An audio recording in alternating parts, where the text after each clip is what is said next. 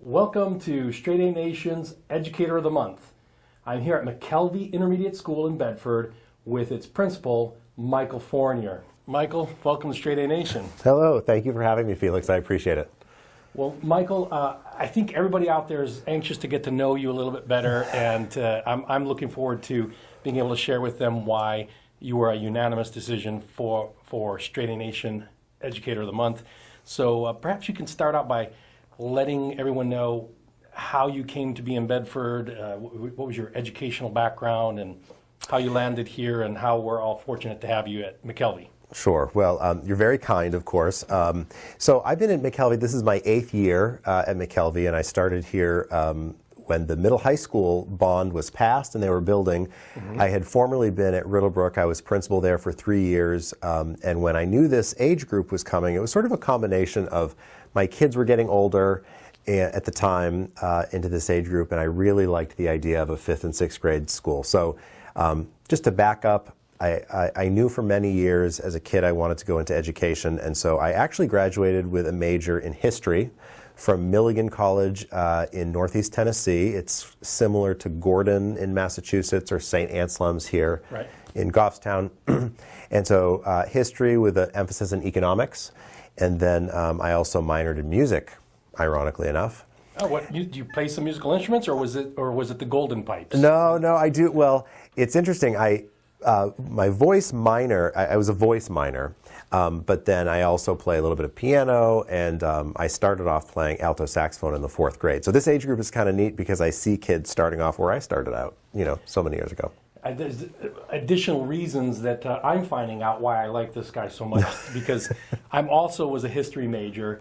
I also loved music and played sax. Right. And I played the accordion as well, but we won't go there. But yeah, very musically inclined, very talented, and another reason why my boys love this guy so much too, because all of my boys are, all of my boys have gone to Gordon, which is very similar. And my brother went to Gordon, so yeah, very similar.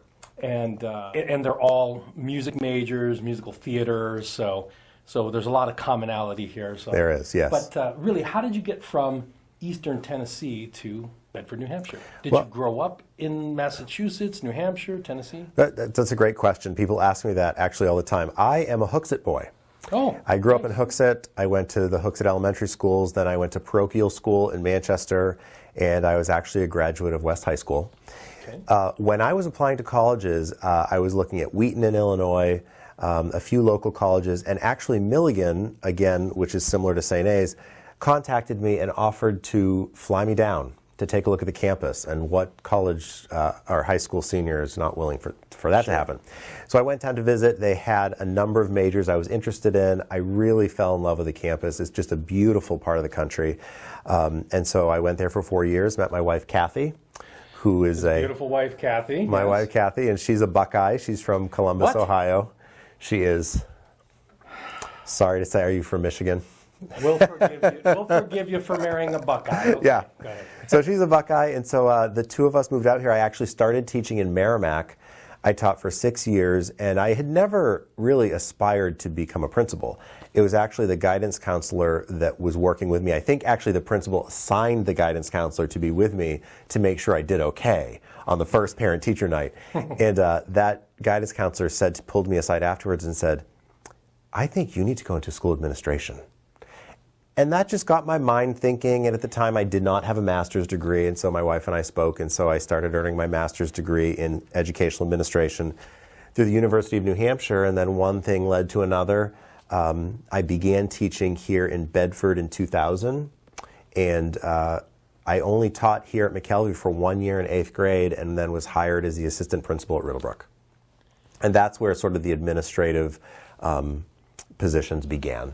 I worked under Marcia McGill, who ironically is back in Merrimack at their 5-6 school. Nice. Yeah. Yep. So you went from Riddlebrook, and what year was it that you came to McKelvie? Was it when they made the switch from? 2007. Right. So the 2006 school year, I actually worked with a terrific group of parents and teachers on what McKelvie Intermediate School should look like. What do Bedford residents and families expect it to look like? And so what we've tried to do really is just put hands and feet to that vision and that planning.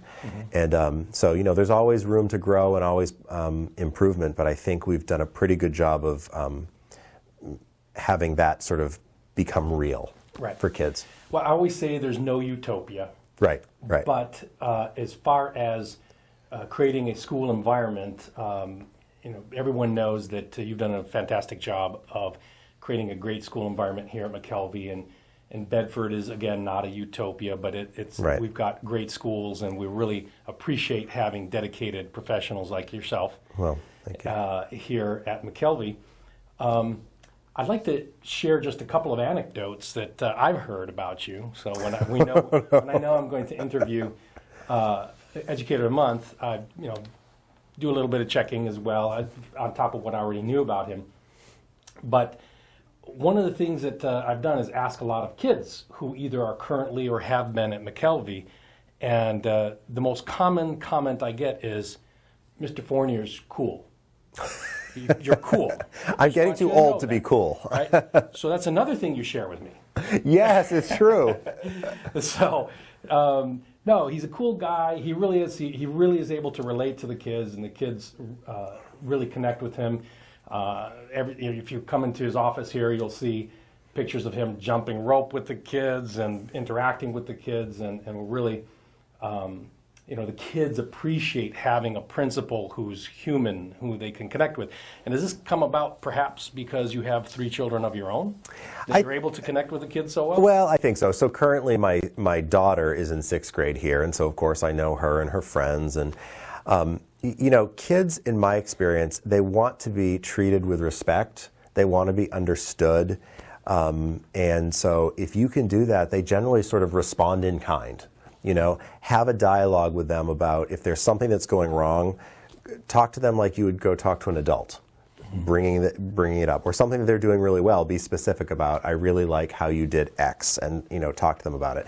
The part that is hard for me personally is with approximately 350 students leaving and coming every year, it's really challenging to get to know all of them. And so what I try to do is engage families as much as I can so that they feel connected. So moms and dads and kids feel connected, even though... What I hear from the parents is that you are approachable and that you're real, and that they really appreciate your willingness to talk with them on a very human level. You never condescend. So you have a lot of respect from the parents as well. Well, I'd like to point that out. It's kind, and as a parent, I know that when there's something that's concerning your child or what's going on around them, you want to be able to talk to somebody about it. And I try to be clear, I can't always solve every problem, but I can certainly be empathetic to what's going on, or if I haven't experienced, sympathetic. But I try to keep that door wide open. I only have them for 2 years. Right. And so I actually like the fact that my office door is right at the front. Not everyone would like that. Some people like to be a little more protected, but I find parents here at least to be very respectful of me in here, but if they need me, they can knock on the door and come in. So Straight A Nation Educator of the Month for March 2015 is not your first award that you've received as an educator, and not likely your last either. But and I know that you're a humble guy. You don't like to boast or brag, but we want to acknowledge some of the awards that you've received. And even though he doesn't like to say it too much, we can all find out about it because it's we do our background check and we find out. Can you tell us a little bit about? I know there are a couple of awards in particular I'd like to highlight. Sure. One of the administrator awards, was it? Yep. Would you please talk about that? Sure. So. First of all, I want to start by saying any of these awards are really as a result of everybody that is around me. And so sometimes you get nominated for awards because you are surrounded by good people and good families. With that said, in 2012, the state of New Hampshire had a conference, and they recognized me with their what they call the Administrator Award. And essentially what that means is sort of a building principal who really supports the work of what you and I once called home ec. And for us, as you know, we have family and consumer science, and essentially that just means a lot of things for our kids. It gives them an opportunity to learn how to sew. It gives them an opportunity to learn how to do some basic cooking, to understand nutrition, to understand what it's like to have food choices. And so I'm a big proponent of that. And so I don't necessarily need to be recognized for it, but the association felt as though my support of that, both fiscally with school funds, as well as just encouraging kids to participate, they honored me in 2012, which was really kind. Well, it's also good as the leader of the school to keep in mind real world training that the kids need. Academics obviously are extremely important, but making sure that kids connect with some real world skills is important as well. So we are glad that they acknowledged the work that you're doing in that area.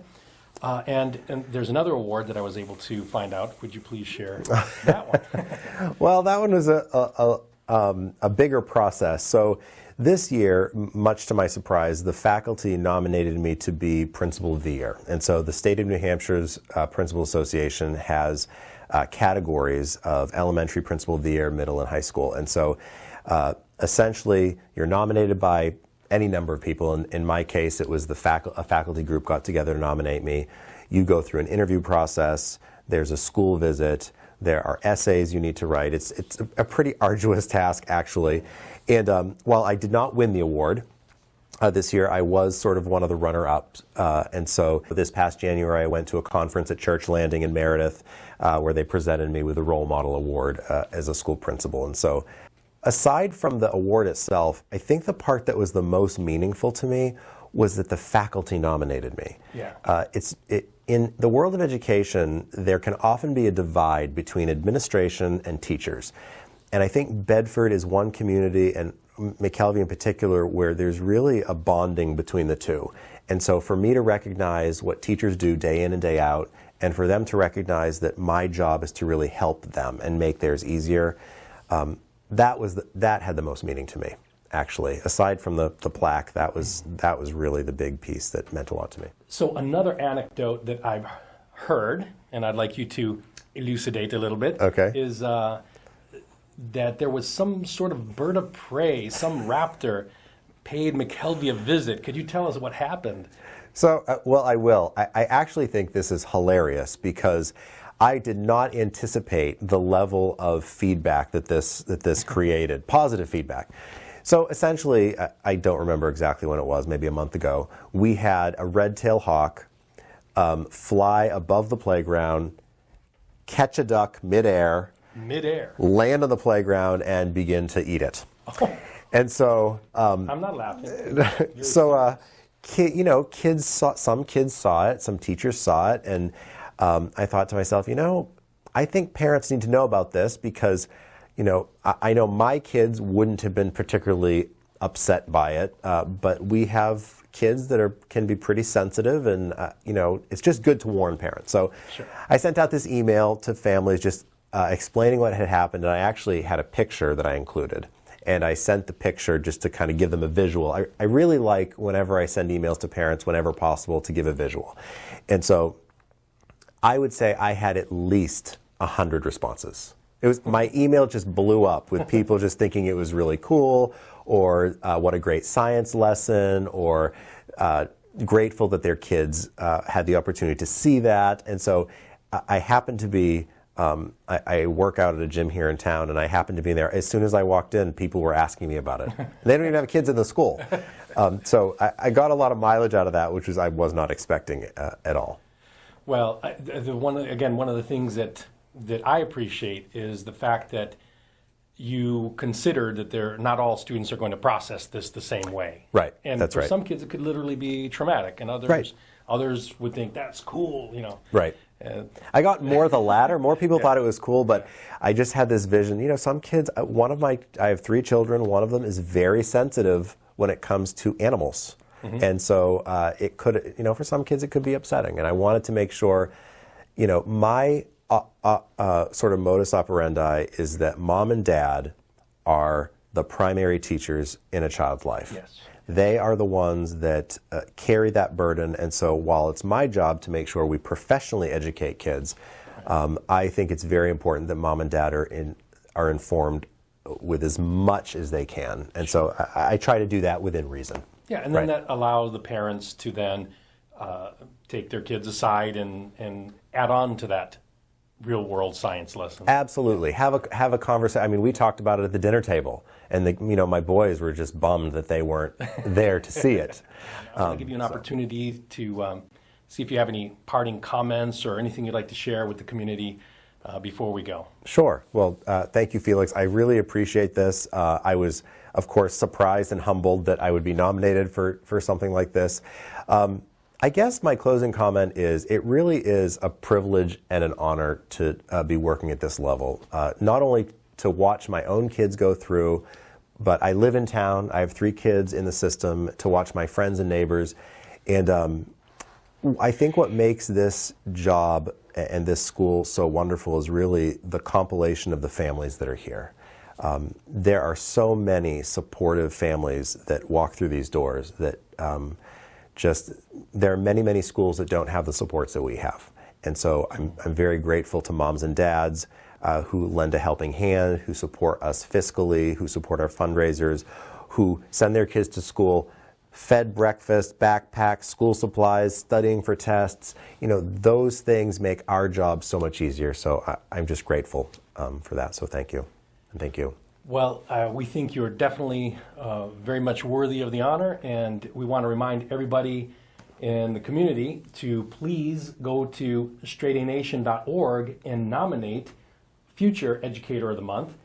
And soon the community will be voting along with the board of Straight A Nation nonprofit. So very good. Thanks, Mike. Again, thank you so much, Felix. Appreciate you, and we'll be seeing you around town. Okay, sounds good. Take care.